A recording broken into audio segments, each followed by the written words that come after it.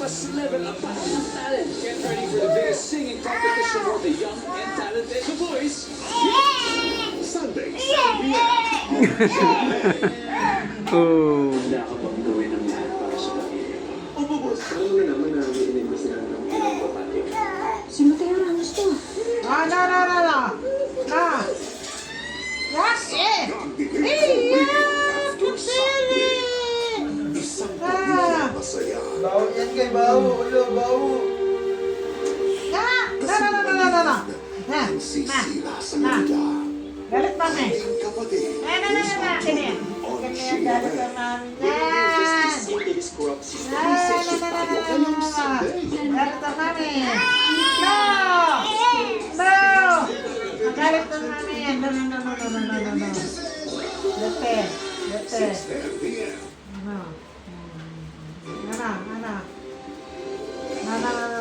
Naka-alerto rin sa Bagyong Maynila. Siniguro ng City Hall na gumagana ang mga pumping stations para maiwasan ang baha. Ang sitwasyon Kukunin niya yan.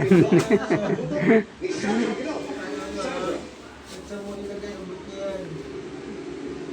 Yes, Emil, sa ngayon ay narito po ako sa Manila Bay. Mm. Sa ngayon ay medyo maayos po panahon dito. Hindi kami nakakaranas ng ulan o ang bumala.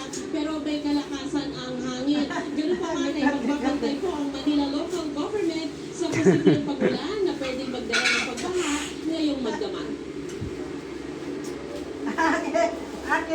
Sa Baseco sa Maynila na isa sa mga binabantayan ng local government dahil sa dami ng residente sa dagat, parang ordinaryong araw lang.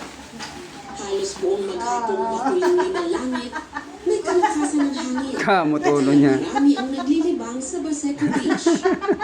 Hinahanap niya na saan. Ang pamahalaan, naghahanda sa mga posibleng pagulan na Nasa likod. Si Manila Hindi. Ikot na.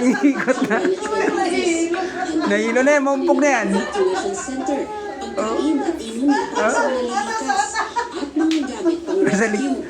Pinasok mo sa likod eh. Gumagana lahat ng pumping station maliban na sa Sulog Apog Pumping Station na iniimbestigahan sa posibleng anomalya.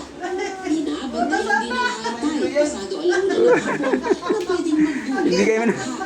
Pumping station in the north of Manila and 14